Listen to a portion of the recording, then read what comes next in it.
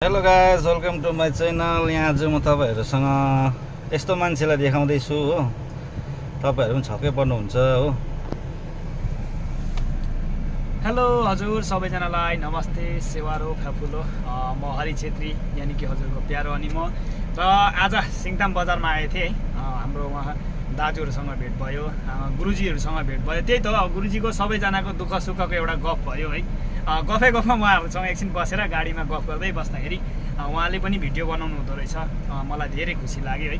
र जतिजनाले पनि उहाँको भिडियो हेर्नुहुन्छ, उहाँको पेजलाई जतिजनाले हेर्नु हुँदैछ सबैजनाले फलो गरिदिनुहोस्।